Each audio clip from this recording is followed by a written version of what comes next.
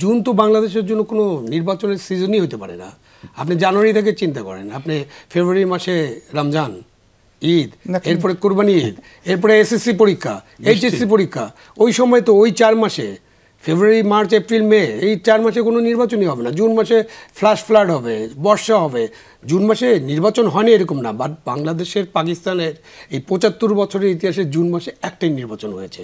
একটু আগে একটা রিপোর্ট পড়ছিলাম যে বাংলাদেশ সহ একাধিক দেশে সামরিক উপস্থিতি বিবেচনা করছে চীন। এটা যুক্তরাষ্ট্রের ডিফেন্স ইন্টেলিজেন্স এজেন্সির আজকের প্রকাশিত প্রতিবেদন, এবং তারা সেখানে বাংলাদেশ, পাকিস্তান এবং মিয়ানমারে চীনের সামরিক উপস্থিতির এক ধরনের শঙ্কা প্রকাশ করছে চীন। এর পেছনে তারা নানান ধরনের ব্যাখ্যা দিয়েছে। ফলে আমাদের সঙ্গে মিয়ানমারের যে যোগাযোগ, করিডোর নিয়ে অথবা প্যাসেজ নিয়ে বা হিউম্যানিটেরিয়ান চ্যানেল বলে জানিয়ে আলোচনা, তার সঙ্গে এর সঙ্গে বন্দর ব্যবস্থাপনা এবং তার সঙ্গে চীনের উপস্থিতি নিয়ে মার্কিন যুক্তরাষ্ট্রের মতো একটা পরাশক্তির শঙ্কায় বাংলাদেশের নাম আসা কোনো বার্তা দেয় কিনা, বা এটা ভয়েরও কারণ কিনা? খানিকটা ভয়ের কারণ না, বাট এটা আমাদের চিন্তা করতে হবে, গভীরভাবে বিবেচনা করতে হবে। এখানে সব রিপোর্ট একেবারে কারেক্ট এটা তো বলা যাবে না, বাট রিপোর্টের পেছনে নিশ্চয়ই অনেক কারণ আছে, সেগুলো খুঁজে দেখতে হবে। আমাদের সাথে চীনের যে সম্পর্ক, এটা অতীত সরকারের সময় চীনের সাথে একটা সম্পর্ক গড়ে তোলার চেষ্টা হচ্ছিল, তিস্তা ব্যারেজ নিয়ে আলাপ আলোচনা হচ্ছিল, আমাদের যে ডিপ সি পোর্ট সেটা নিয়েও একসময় আলোচনা হচ্ছিল। আমরা চীনের কাছ থেকে সাবমেরিন একটা কিনেছি, সেটা চলে না সেটা নিয়ে আলোচনা হতে পারে, বাট করেছি আমরা। সো এই অঞ্চলে চীনের যে প্রভাব, আর মিয়ানমার তো চীনের সাথে মোটামুটি খুবই কানেক্টেড। মিয়ানমারের ব্যবসা বাণিজ্য, অর্থনীতি, মিয়ানমারের রাজনীতি, এটা চীনের সাথে। ইভেন আরাকান আর্মি প্রথম দিকে চীনের সাথে কানেক্টেড না হলে এখন কানেক্টেড। তো সব মিলিয়ে চীনের যে উপস্থিতি এই ভূমণ্ডলে বা ভূ এলাকায়, সেটা আমেরিকার জন্য একটা চিন্তার কারণ হতে পারে, এটা ইন্ডিয়ার জন্য একটা চিন্তার কারণ, এমনকি রাশিয়ার জন্য একটা চিন্তার কারণ হতে পারে। এখানে এসব দেশ তো কম্পিট করছে, তো এই কম্পিটিশনের কারণে নানানভাবে তারা এটাকে দেখতে পারে, চিন্তার কারণ আছে। আপনি নিশ্চয়ই খেয়াল করেছেন আলম ভাই, আমাদের সরকার প্রধানের সবশেষ চীন সফরে যে একটা আলোচনা হয়েছে, সেখানে আমরা বলেছি, আগে আমরা বলতাম যে আমরা এক চীন নীতিতে বিশ্বাস করি, কিন্তু এবার আমরা স্পষ্ট করে বলছি আমরা তাইওয়ানের স্বাধীনতায় বিশ্বাস করি না। সেটা আমাদের পশ্চিমা বন্ধুদেরকে কোনো নেতিবাচক বার্তা দিল কিনা আমাদের সম্পর্কে? না, দিতে পারে। আমাদের মতামত, মন্তব্য, আমাদের ডিপ্লোমেসিতে তো অনেক বার্তারই নানা রকম ব্যাখ্যা হয়। ওটার চেয়ে বড় বার্তা তো ছিল যখন উনি ফ্রান্স থেকে আসছেন, প্যারিসে যে ইন্টারভিউ দিলেন সেভেন সিস্টারের ব্যাপারে, বা পরেও চীনে যে সেভেন সিস্টারের বিষয়ে বললেন, ল্যান্ডলক। হ্যাঁ, তাহলে আজকে তো মোদি সাহেবও সেভেন সিস্টারের ব্যাপারে একটা মন্তব্য করেছে যে ওটা ভারতের একটা খুবই গুরুত্বপূর্ণ এলাকা, অর্থনৈতিক জোন। তো সো এই বার্তাগুলো ডিপ্লোম্যাটিক্যালি, ইউনুস সাহেব খুব ক্যান্ডিড মানুষ, এই বার্তাগুলো ডিপ্লোম্যাটিক্যালি দেওয়ার সময় খেয়াল রাখতে হবে যে উনি এখন রাষ্ট্র পরিচালনার দায়িত্বে আছেন, উনি এখন গ্রামীণ ব্যাংকের বা ওই এরকম একটা নাগরিক হিসেবে কাজ করছেন না। যেটা এখন আলোচনা হলো মান্না ভাই রেফারেন্সে, আলোচনা করছি আমরা একটা টানাপোড়েন নিয়ে, একটা সমস্যা নিয়ে, বা কিছু একটা সমস্যা হয়েছে বা কিছু কারণে আমাদের আলোচনা, যেটা আপনি বলছিলেন যে রাজনীতিবিদদের আগে আলোচনা ডাকা হয় না, যখনই একটা ক্রাইসিস হয় তখন ডাকা হয়।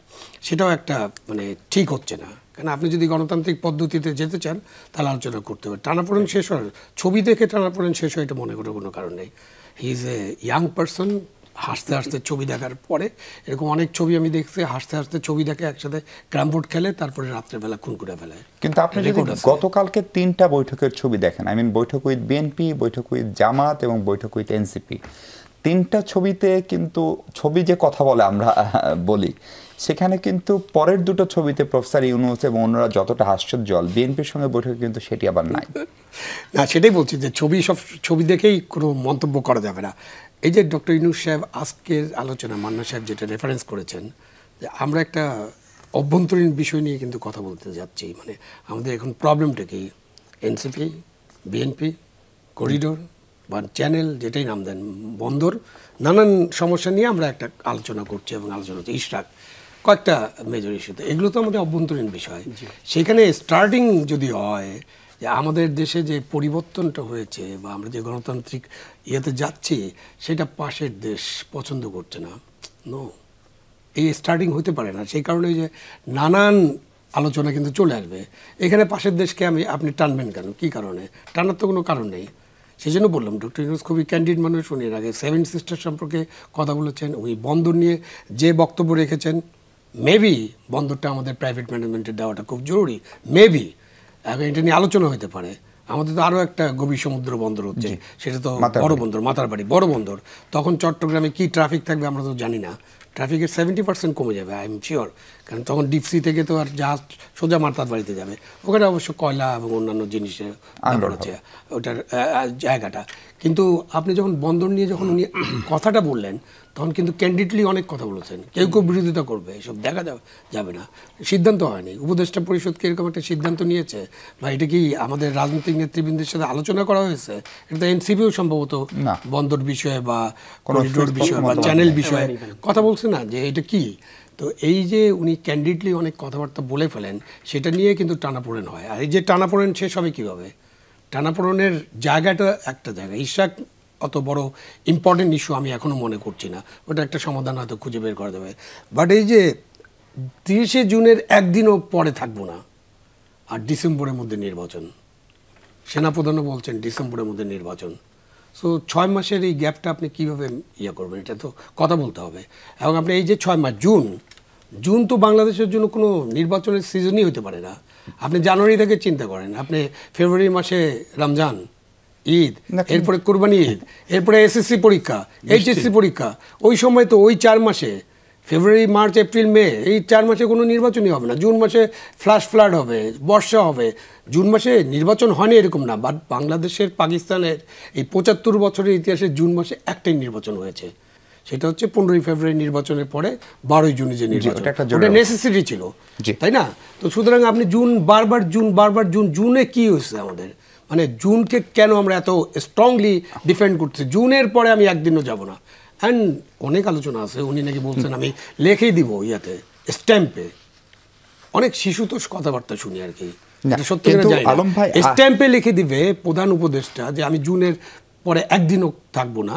এটা স্ট্যাম্পে লেখার কারণ কি? কেন লিখতে হবে? কে স্ট্যাম্পে লিখবে? কে উনার কাছে স্ট্যাম্প চেয়েছে?